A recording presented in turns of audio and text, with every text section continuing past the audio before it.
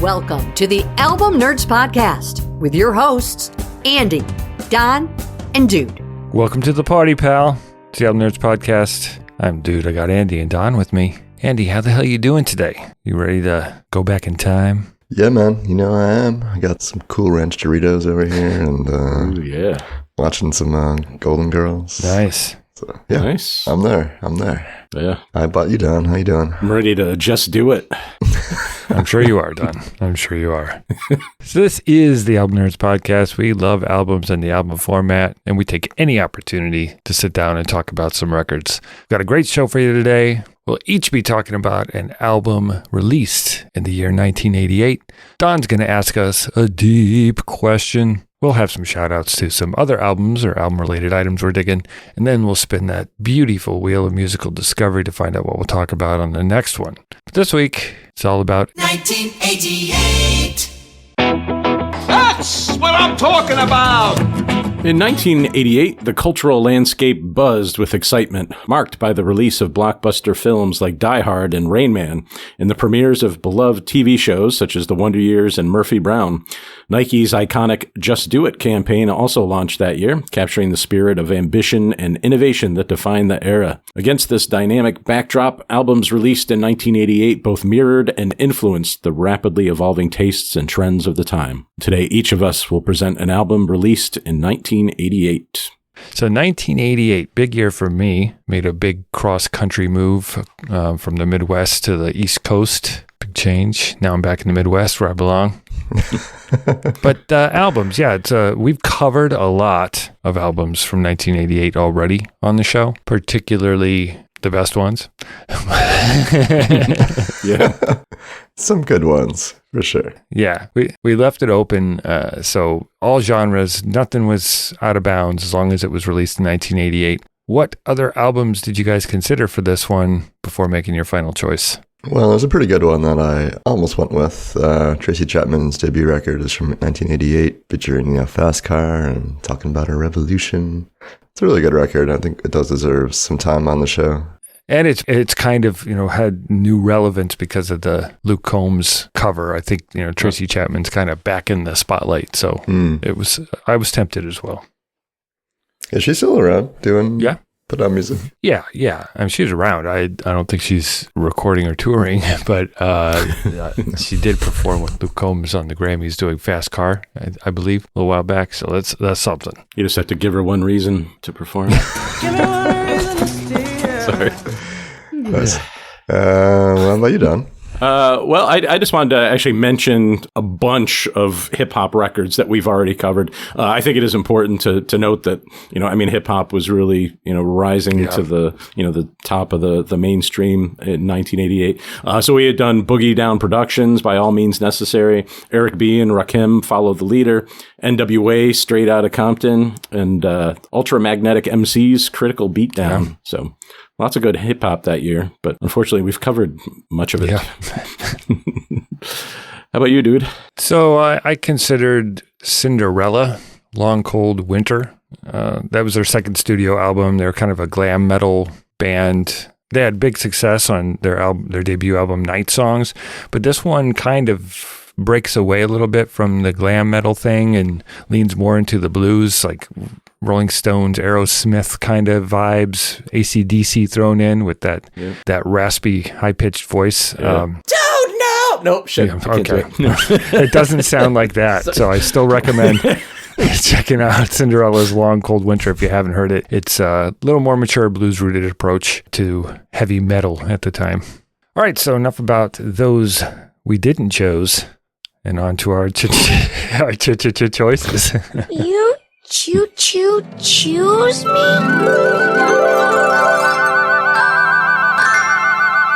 All right, for my 1988 selection, I'm talking about Jane's Addiction and their debut studio album, Nothing Shocking.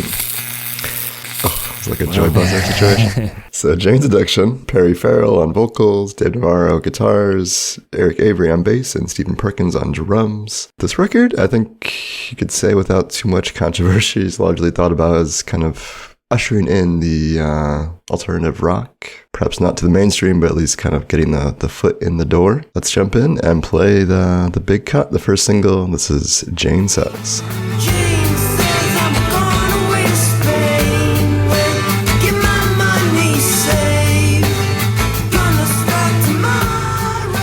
Yeah, that song obviously pretty impactful on the radio back in this era, and I think throughout most of the 90s. It's a sad song, I think. I don't know. For some reason, this time around, listening to it and reading the lyrics, it really made me sad. Yeah, the song is all about Pharrell's housemate at the time, Jane, who I guess the band is also named after as well. Yeah, she's a drug addict and kind of just trying to get her life together. I saw a kind of interesting interview with this person in the story about the real Jane, in 2001, who confirmed that she did kick her drug habit, and she did finally get to go to Spain. Okay. That's good. A bit of a silver lining. Happy ending. Yeah. My clickbait headline for Jane's Addiction's Nothing Shocking is, the most shocking thing about Nothing Shocking is how well this album has held up. Yeah, I was really kind of impressed coming back to this after all these years, not having heard it in a little while. It still sounds inventive, modern even, I would say, by today's standards. It's just like one of those bursts of creativity albums for me, or just kind of, where did this come from? Kind of out of nowhere. It seems very influential, obviously. I mean, lots of elements of their sound has been copied throughout the 90s, but I don't know if anyone really ever created albums that sounded like this. The way they're composed is so odd in comparison to most, or just unconventional, I guess, compared to most, rock at the time. It feels pretty unique, so I appreciate that quite a bit. It truly was alternative at the time. Yeah. Yeah. As vague as that term is, it definitely was. All right, let's jump in here and play another cut from the record. This is track 4, Ted Just Admit It.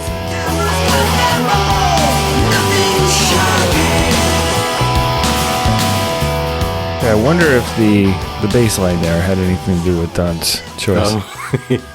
That's often a part of it. I also like when they sneak the album title into the lyrics. That's always fun. Right. That's fun for fans. So Ted Just Admit It is the 7.5-minute song, kind of an epic, sort of cinematic, but it, deals with themes of media desensitization, violence, and hypocrisy, kind of psychedelic. They throw in some spoken word vocals. There's some audio samples, including an excerpt from Ted Bundy's final interview, where he's like still denying his crimes. So that's the Ted. But yeah, it kind of reminds me of remember the movie Natural Born Killers, which was sort of a comment on the media's portrayal of violence and sex. That was a rough watch. Yeah, but this song I think kind of has that same theme. Also the cultural fascination with violent criminals. They repeat the refrain, "Sex is violent," which I guess apparently the band members, they were debating whether to include that lyric because they didn't want to be perceived as glorifying violence or sex as a violent act. Mm-hmm. I was kind of misunderstood that, honestly, for probably the first 20 years I listened to the album. I was like, what are they promoting here exactly? But again, it's a comment, I guess, on how the media sort of covers sex and violence in a similar way. Anyway, so pretty heavy song, in terms of themes, but definitely an interesting track. Like I said, kind of psychedelic. You've got that swirling guitar from Navarro, which is, I guess, created by effects pedals. I guess they made sure that Perkins' drums were kind of free from overdubs. They were trying to maintain that organic live feel, which I think, is all over the record. Even though there's a lot going on, it does kind of maintain, I think, a live and somewhat spontaneous feel. All right. Well, my clickbait headline for Nothing Shocking is Don Says, Donnie Likey. Donnie Likey. Nice and simple. But yeah, I've grown to love both of those Jane's Addiction albums from that time. This and Ritual de l'Habitual, or de l'Habitual, whatever it was called. Yeah. I think they changed Ritual de l'Habitual to be more hip, and with it now it's Rish the Bish. Oh, really? Yeah. That's very modern of them. Wow. I mean, they're so important, I think, at that time, for sort of taking us out of that glam hair metal, that was so prominent, which I also have gone back to appreciate as well. Well, that's called getting older and waxing nostalgic. All of a sudden, it's like, oh, I appreciate it. No, you just miss being young. Yeah. probably some truth to that. Well, I think Perry Farrell's vocals, I don't hear people talk about this too much, but his raspy, kind of high-pitched sound could have easily, and probably was early in his years as a musician, been used in the glam metal space. Mm-hmm. I mean, in 1988, that's what you would expect. I remember thinking that at the time, being like, he sounds like AC/DC guy, but... yeah. He's in that register, but totally different use of it. Yeah, I feel like he's more informed by maybe punk and hardcore or something, you know? I think that's part of what was probably shocking about the sound of this band at the time was, what's this guy doing? Yeah. You know, I think there are parallels to the Pixies. I mean, they were doing sort of similar things, a lot of loud and soft. Even though this music can be somewhat wild and goofy, it does feel more serious than the Pixies. The Pixies, it all seems kind of tongue-in-cheek or something. There's like some inside joke that you're not completely in on with the Firmly. Pixies. And this is, this is not that. This is kind of heavier, artier stuff, I think. I would say maybe a little bit artier, because some of these songs I think do require a bit of a dissection to really get to the bottom of. And there's a lot of just odd creative choices that I think happen throughout the record that can't help but feel a bit artistic. Let's jump in here and play, I think this was the second single off the album. This is Mountain Song.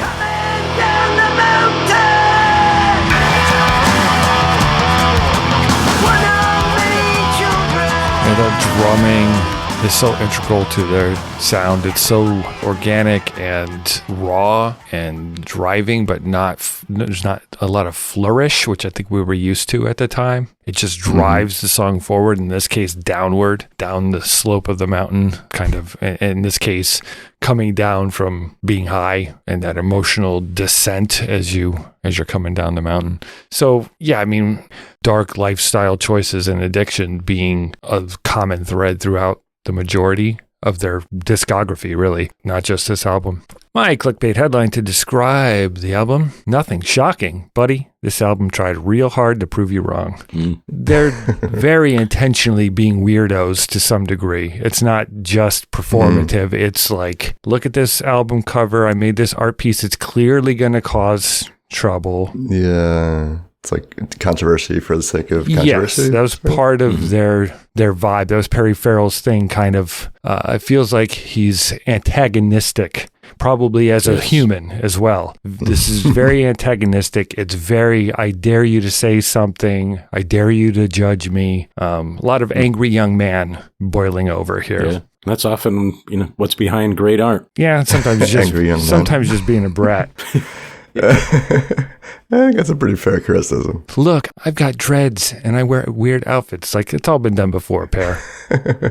Yeah, everyone was kind of telling him that he was hot shit at this time. I think he did have a little bit of an ego. Everybody's like, you're the next best thing in rock, so... It gets so intentionally dark, and the Ted Bundy thing, and Had a Dad, and Pigs and Zen, like the incest, the drug addiction, urban madness, questioning authority, and just a lot of, vulgar humor. And like I said, I mean, the title was chosen specifically, nothing shocking, huh? Check this out. Prepare to be shocked. And I think even as you said earlier that this holds up, it still could be shocking. If a young person were listening to this, it's still shocking. And if their parents were unfamiliar and heard it, they would not want their kid to listen to it, I think. So that's the spirit. That's what was enticing about rock and roll when it was at its peak. We're saying stuff that your parents don't want to hear. We're a new generation. We're going to shake things up. I mean, that's rock and roll, man. That's what it's all about. Yeah, well, in many ways, this was kind of the voice of a generation, or at least the sign of a new generation kind of taking hold as the 90s were approaching. So I'm gonna do it, guys. I think this is a landmark album, and I do think it holds up really well, which after all these years is saying something. So I'm gonna nominate Jane's Addiction, Nothing Shocking, for the Album Nerds Hall of Fame. What do you guys think? Yeah, it really is original, I think. I mean, obviously it derives from, punk and metal and that kind of thing, but it really didn't sound like anything else at the time. And even now, it still doesn't really sound like anything else. And it really did kind of push rock into the 90s. So I'll vote yes. As I said, I never quite bought in, but this album's impact on music and the music I love, the albums, the artists I loved from the late 80s, early 90s probably wouldn't have made it to my ears if it hadn't been for these guys breaking down some walls. So I'm going to say yes as well. All right. Well, congratulations to Jane's Addiction. Maybe this will prompt them to get back together one more time. Oh, yeah. This will be the inspiration. Hopefully they won't try stabbing each other on stage again or whatever was happening there. All right. So once again, the album is Nothing Shocking by Jane's Addiction. Another great album from the year 1988. Before we continue reminiscing about the year 1988, let's hear a little bit about our friends over at the Can I Pod with Madness podcast. Yeah, so the latest episode of Can I Pod with Madness continues their exploration of vintage rock magazines. This time they're looking at the 4th issue of Raw, which was Rock Action Worldwide magazine, and an issue from October 1988. I don't think I ever read Raw. Nope, me either. I probably would have misconstrued what it was about. Yeah. The issue featured discussions of artists like Bon Jovi, Kiss, Alice Cooper, Mr. Big, and Ozzy Osbourne on the podcast. They also sneak in some conversations about cats and sandworms. Okay. So it's a wild ride. So if you're interested in 80s and early 90s rock, Can I Pod with Madness offers humorous reviews of vintage metal magazines. It's a mix of music history and pop culture. And it's a genuine appreciation of the era's bands and trends. Sounds nice. Go check it out, everybody. Yeah, so my pick from 1988 is Anita Baker's Giving You the Best That I Got. I need a candlestick maker. I was going to say, Anita Baker, I'm in the mood for cupcakes. Sorry. I bet she'd never heard that before. Yeah. Great job, guys. We suck. So Giving You the Best That I Got is the 3rd album by the R&B singer who was born in Toledo, Ohio in 1958. She was originally in a funk group called Chapter 8, also with her producer, Michael J. Powell. And this is the follow-up to her commercial and critical breakthrough Rapture from 1986, which I believe you guys talked about at one time. Yeah, that's a good one. Mm-hmm. All right, well, here is the title track, Giving You the Best That I Got. So I'm gonna keep on giving you the best that I've got, baby. They don't bother me. Such a smooth way of saying it's okay if you're mean to me. I'll still bring you your dinner. So Giving You the Best That I Got, it was written by Baker, Skip Scarborough, and Randy Holland. Supposedly Scarborough gave her the demo, and she ended up rewriting a lot of the lyrics and transitioning it from what was a conventional love ballad into something that was more an exploration of like marital commitment. And that's actually, if you look at the lyrics for most of these songs, it's long-term relationships and that kind of thing. It's like marriage counseling, jazzy marriage counseling, essentially. Yeah. So her vocals kind of jump between the whispered intimacy in the verses to those like powerful belting choruses. I think she's a contralto. Yeah. Yeah, Karen Carpenter is a contralto as well. That's right. But she has a 3-octave range. And there are a lot of renowned musicians on this whole album. On this track, you've got drumming by Omar Hakim. Sorry. So rather than like a straightforward backbeat, there's more like subtle syncopation. So it's a more interesting groove, kind of jazzy. Yeah. And it's not a jazz record, but there's definitely jazzy stuff going on. Not to be too technical, but Oh, you're not. I know, man. You're over everyone's heads again.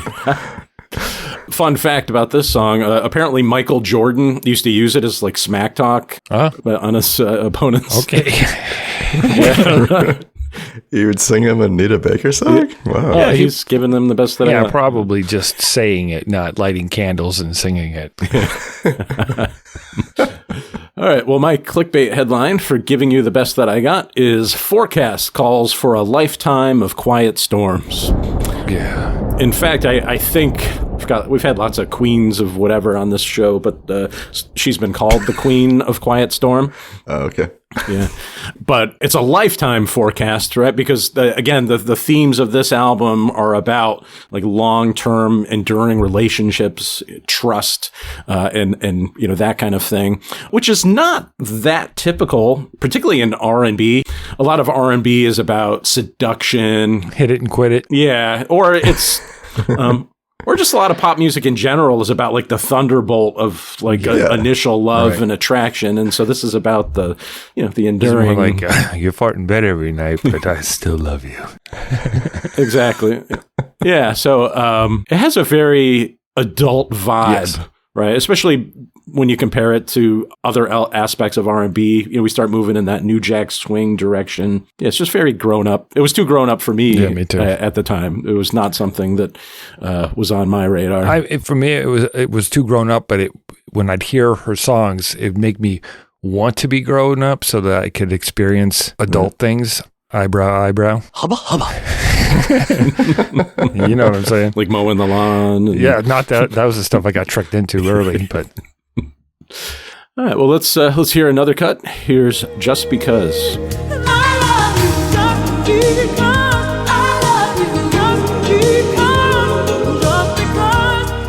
As Don was kind of hinting at, this is sort of, a later part of a relationship where you just love each other, It's a mature love.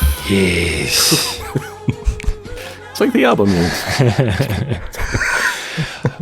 This is very characteristic of her Quiet Storm style, written by Michael O'Hara, Sammy McKinney, and Alex Brown, produced by Michael J. Powell, of course, and it emphasizes that unconditional love, affection without specific reasons. Peaked at number 14 on the Billboard Hot 100, so it did cross over from Quiet Storm into pop radio. My clickbait headline to describe the album: before auto-tune, there was Anita. Giving you the best that I got showed us how to Netflix and chill long before Netflix was a thing. Nice. I think she's underrated as far as mainstream success goes. Perhaps too tame for the MTV generation. She wasn't doing dance routines and trying to impact that side of R&B. I think she just stuck with her style, and there was success regardless. And she kept it classy. That adds to the romanticism of it all. It's love and romance, but it's not crass. It's not overtly sexual. It's just reminds you of love. That's all you got to say. Sweet love. All right. Well, that's good enough for me. So let's hear another track. Here's Good Enough.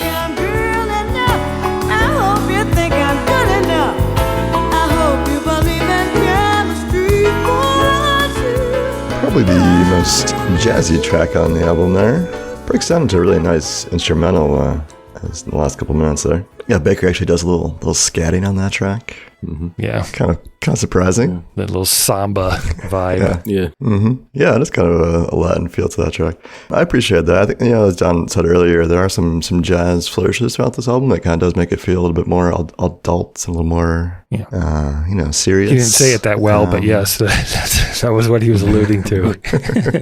My clickbait headline for Anita's Baker, giving me the best that I got, is it might not be Baker's best, but it's still better than most. I hear that. They're not the best brownies, but they're still brownies. I say this record is a little bit less sexy than Rapture. Yes. Though I still think that is maybe Baker's strength, at least for me, like alluding to that sexiness without actually being explicit. Yeah. I think she's really good at that. And those are my favorite moments on here, I think, are the moments that are a little bit more sultry, a little bit more that sort of Quiet Storm vein. It's when they stay in a hotel without the kids. Yep. When the magic returns. I read an interesting review from Alex Henderson at allmusic.com, who suggested that maybe Baker would have been a great jazz vocalist, but she never really pursued that line of music, and this album kind of hints at it a little bit. Mm-hmm. And I had similar thought questions like, man, I wonder what that would have been like if she really worked with like a jazz quartet or something, and how that would have sounded. But for my money, I think this is a pretty good record, and definitely head and shoulders above what was going on in R&B in the very synth-heavy 80s. I think you meant head and shoulder pads above. Because, man, they were huge back then, man. Well done. Yeah, well, speaking of the album art here, I mean, she's definitely rocking some good pads on that. Yeah. Looks like she's going to hit the football field after. Yeah. All right. Well, Giving You the Best That I Got remains a definitive example of sophisticated soul, which showcases Anita Baker's unique vocals. Check it out. Excuse me. I'd like to ask you a few questions. It's time again for Deep Questions by Don. So, shopping malls were reaching their peak as cultural hubs in 1988. What do you remember about shopping malls? In 1988, not a whole lot, but a couple of years after that, I did make my debut on the shopping mall scene with my ragtag group of friends. And it was caused a lot of trouble. The big thing to do when I was growing up, there were two malls that were kind of like situated fairly close to each other in the same parking lot, essentially. That was maybe like a 10-minute walk between them. So we would, tell our parents we were going to the safer, family-friendly mall, and then we would sneak out the back. To the dirty mall. The adult mall. The adult mall. It was just the same mall. It was the same stores, but it seemed cooler because we weren't supposed to be there. So what'd you do at the dirty mall?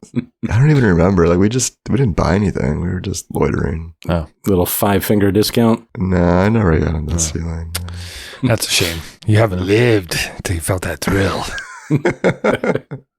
I've heard it's exciting, but did you guys do that?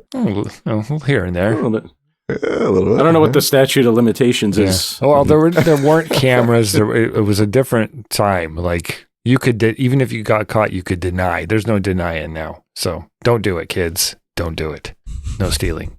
How about you, dude? For me, what I think about most with the malls at that time is Taco Bell, eating so much Taco Bell. Every time I'd go there with friends, whatever. If I was there to go to Caldor to buy underwear, I'd still go to Taco Bell and eat 5 or 6 tacos. It was just a given. Was it just the novelty or the proximity or what was the draw? The price, they were so cheap then for tacos, and I was just constantly hungry as a teenager. Yeah. I mean, you could get tacos for were they like 30 or 40 something cents like each? that. They were cheap. Yeah. And I feel like the regular was 65 cents and the Supreme was 75 or something. Yeah, it was like for an extra 10 cents. Yeah, I would just house those things, man. But yeah, so I stuffed myself with tacos and then go over to the Chess King, which was the cool clothes shop where you could get like Z Cavarici pants. And it was a little out of my price range, but they always had the most captivating employees working there. Okay. Lots of women working. Okay, I got you. So yeah, there are always dudes just hanging around outside of Chess King. It was kind of creepy. If you had a mullet and a crusty mustache, that was your place to shop. How about you, Donald? Well, it was a different era. So, my mom would be shopping for something and I would just go off on my own, right. Like to the other end of the mall to KB Toys. And I would just, sit there and stare at toys or whatever. By 88, it was probably more like video games that I was like just staring at, hoping that... You were the one trying to abduct adults from the toy store. Hey, mister. Would you like a lollipop? Oh, jeez. Yeah. And I also remember, randomly, I just remember like an organ store. Like the musical instrument organs, like the old-fashioned ones that would kind of play on their own and stuff. Thank you for clarifying. Yeah, but they would have them out like sometimes in the middle of the mall, and you could like play with them and stuff. And they'd have the little drum machine under it and stuff. They always had those pre-programmed songs playing. Yeah. Yeah. All right. Well, what do you remember from the glory days of shopping malls? Let us know on Instagram and Facebook, or leave a comment on our website, albumnerds.com. You didn't think we'd get through 1988 without some metal, did you? Iron Maiden. I think you promised that in the last episode. So pretty much did. Glad you delivered. Except this has a full sound. It doesn't have that tinny production that Andy is so fond of. So I went with the 1988 Iron Maiden album, Seventh Son of a Seventh Son. Iron Maiden emerged from London's new wave of British heavy metal scene in the late 70s, powered by Bruce Dickinson on vocals, Dave Murray on guitar, Adrian Smith on guitar synthesizer, Steve Harris on bass and string synthesizer, and Nico McBrain on drums. Galloping rhythms, literary lyrics, fearsome mascot Eddie, very important to the whole vibe. They became metal gods through a series of increasingly ambitious albums. By 1988, they got super ambitious with this one. The Seventh Son of the Seventh Son is their seventh studio album, son. So, there's a whole theme, concept through it. We can kind of delve into that. It's loose. It's more of a guideline for the subjects of these songs, tied to a folk tale about if you're the seventh in the line of your family and it's all sons, and then that guy does the same thing, has all sons, and it's seventh son that has these magical clairvoyant powers and a whole bunch of different folklore around it. But that's the foundation for this. Let's play a little bit of the titular track, Seventh Son of a Seventh Son.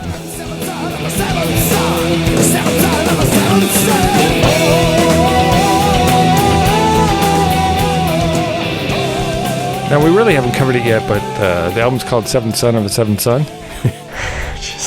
So, this song and the whole album, it's a progressive metal epic, blending traditional heavy metal, that kind of traditional Iron Maiden sound with full-on synthesizers and complex song structures, and taking kind of a departure. It's even more theatrical somehow than what they had been doing.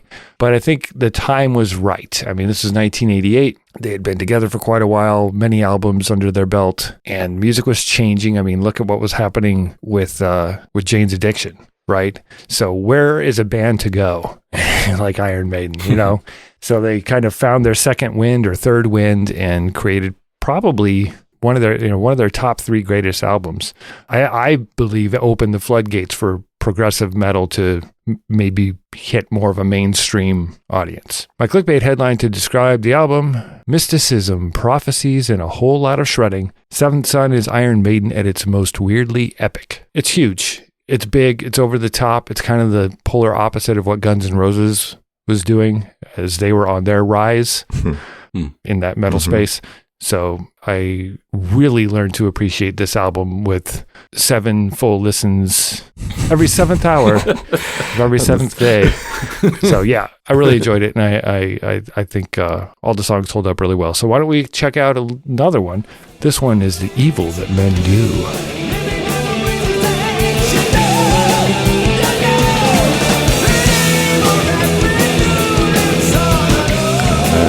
Talking to my inner Jack Black there. Evil That Men Do is loosely adapted from Shakespeare's Julius Caesar, which I believe is a line from that play. I think it works really well in the context of the loose story that's being told here. Probably my favorite track off the album. My clickbait headline for Seventh Son of a Seventh Son: Maiden expertly walks the razor's edge between sci-fi camp and prog rock excess. This is right around the edge for me in terms of like going too far down that campy road with some of the storytelling and imagery here, but I think they have this great musical component and really interesting prog rock style infused into this metal here that kind of like keeps pulling me back, keeps pulling me back to the reality. And I think overall it kept me on the light side here and in the sun. So I appreciated this one quite a bit. I think they're obviously a great metal band, and I think the guitar work on here is just awesome, and some great grooves. The synth usage, there is that element here, which I think was a little more prevalent than maybe it has been in the past with them. But I really thought it was tastefully used, which is often not the case in this time period. But I think they did a good job with it. It's kind of dark. It's occasional. It doesn't really throw things off too much for me. So yeah, I think this is a really, really solid Iron Maiden record for my money. They were also smart into this loose story. They tied in the devil and apocalyptic stuff. Not super clearly, but they definitely hint at it, that the seventh son is potentially the Antichrist and things, which is what people expected from Iron Maiden. So they got that little devil-y stuff in there, and then this story based on folklore, as well as a series of books that's I guess was popular at the time. Seems like it's about like prophesizing, the future, or being able to see into the future. Yeah. Which I appreciate that kind of aspect to it. I love that Eddie on the cover there is kind of like he's carrying his wounds from previous albums. I never really picked up on that before, but apparently it's the damage done. The damage done to Eddie over the course of his time as the Maiden mascot. Poor Eddie. Kinda cool. Yeah, more bands need mascots. All right, why don't we jump into another track? This one's called The Clairvoyant.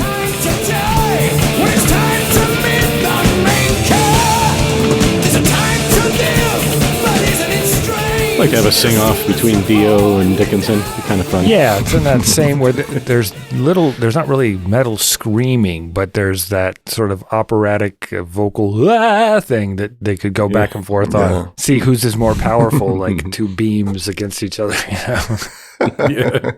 So The Clairvoyant was actually the first track written for the album. It's written by bassist Steve Harris. It's his bass line, at the beginning, of course. You've got the guitar solo on this track is done by Dave Murray, and like the rest of the album, there's some heavy synths thrown in there. According to Harris, the song was directly inspired by the death of British psychic Doris Stokes, which prompted him to wonder whether she could foresee her own death, and so that question kind of led him to go down this territory, for the whole concept of the album. So at this point in the story, the seventh son of the seventh son, is now a developed, fully fledged seer with control over his prophetic visions. They become overwhelming, causing him to confuse what he sees with his eyes versus what he sees with his mind's eye. This is heavy stuff here. It's dangerous. Yeah, death is ultimately the only way to escape, sort of this burden. I believe he dies. Spoiler alert. It's all up for debate on the whole thing, Yeah, and is it a suicide, or is he put to death somehow, or is it a sacrifice for the many, or Yeah. But it's really hard to say. I don't truly have an answer for you, Don. But throughout the arc of the story, we cover things like the birth and realization of his powers through Moonchild and Infinite Dreams, the struggle with purpose and isolation through the songs Can I Play with Madness and The Evil That Men Do.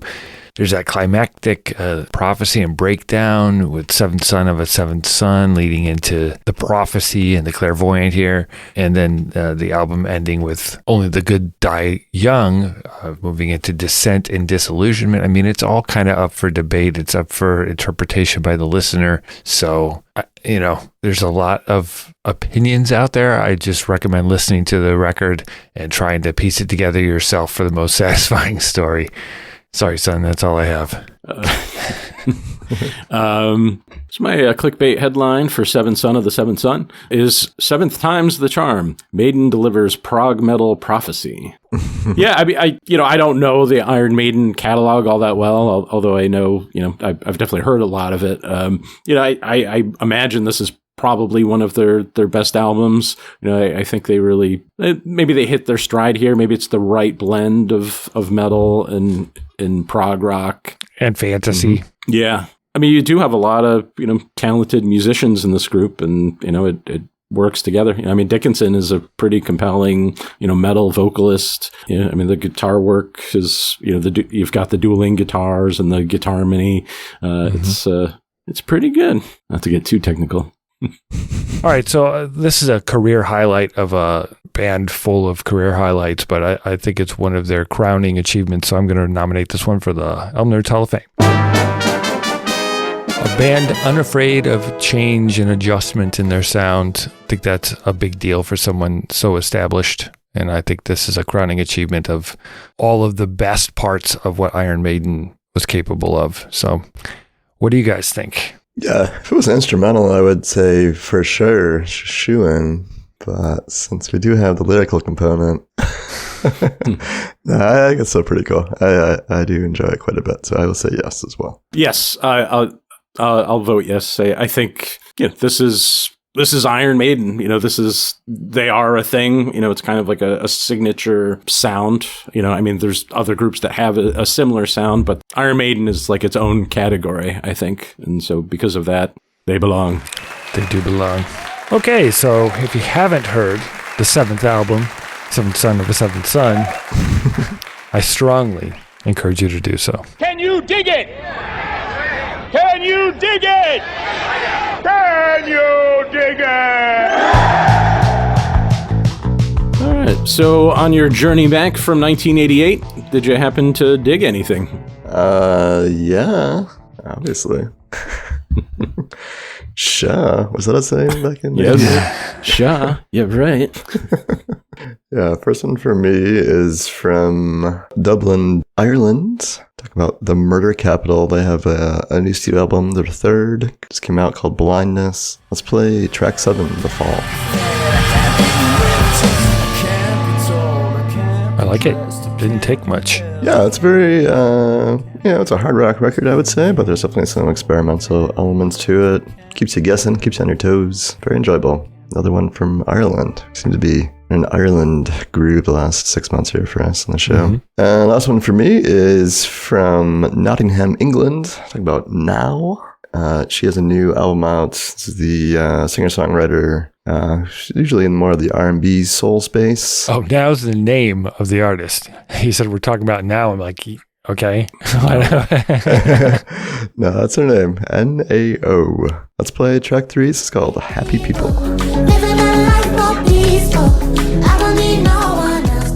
I want to say hard pass, but I'll give it a shot. That's okay. It was definitely a more poppier affair than she has in the past. A little less soul, a little more pop.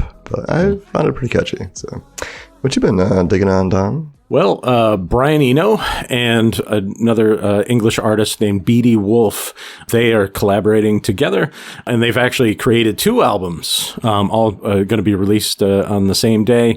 Luminal and Lateral. Apparently, one is dream music and one is space music. Oh. But actually, it's more poppy than you would think. Here's a track called Suddenly. Betty Wolfe is the vocalist? I think it's Beatie. I'm not sure. Sorry. That wolf could That's not cool. blow a house down, man. Yeesh. I'm sure it'll be interesting, man. Yeah, I was counting on Eno for something a little bit outside the box. And so another thing, I'm going to try to get out and see it. Pink Floyd Live at Pompeii was a movie made in 1972 capturing their performance. You guys know Pompeii, where like Mount Vesuvius, erupted, and so in the Colosseum of Pompeii, Pink Floyd performed with like nobody around. It was an interesting, cinematic concept right before Dark Side of the Moon came out. But anyway, so that just got a 4K restoration, and it's going to be in IMAX theaters in the upcoming week. So I'm hoping to check that out. Cool. Here's a cut from that. This is a performance of Echoes. I think I've seen clips from this performance. Yeah. It's really cool. Yeah. Hard pass. It's kind of a... It's sort of kind of marks the end of that like psychedelic era of Pink Floyd before they kind of moved on to Dark Side and Wish You Were Here. All right. What are you digging, dude? Well, I couldn't get Seventh Son of a Seventh Son out of my head, see? So I went with an EP I missed in 2024 from a band called One Bad Son. The EP is called OBS, The New Stuff, SH*T, because they're Canadian. They want to get too dirty. It's the new shit. Oh my gosh. Yeah, so their last album was 2017. They kind of had taken a long break. Let's listen to a little bit of Sister Renegade. I was really a big fan of theirs a few years ago. They kind of blended alt rock and 80s metal into this nice amalgamation. 2 of the remaining members, the vocalist Shane Volk and Kurt Dahl on drums, but otherwise they replaced some band members since the last album. Hard pass. Fair enough. I could take it. All right, and then from my vinyl collection, I also have this on CD, The Rival Sons. Their second full-length album, Pressure in Time, from 2011. They're a blues rock band from Long Beach, California. Jay Buchanan's voice is awesome. Scott Holliday's fuzz heavy guitar riffs really helped him stand out in the crowd. Let's listen to a little bit of the title track, Pressure in Time.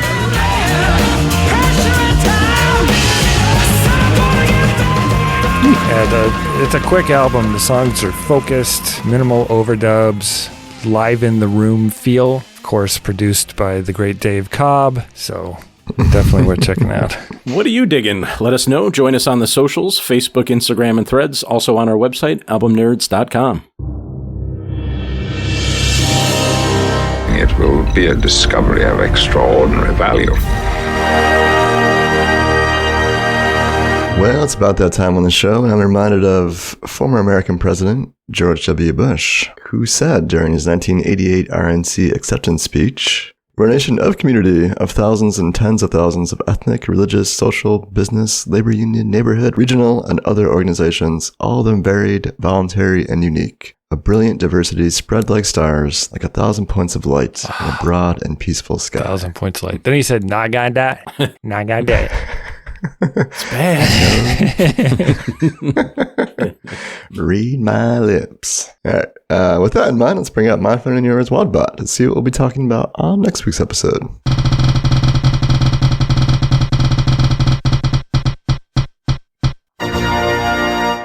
When bands hit their commercial peak, the results are legendary. Next time, you'll step into the ring to put two albums toe-to-toe, throwing down with records that captured bands at their commercial peak, where the stakes were high, and the hits just kept coming. Well, it is just going to be the two of us, me and Don. So facing off, we'll be in the squared circle, fighting it out. Squared circle. Yeah, that's the ring, man, the boxing ring.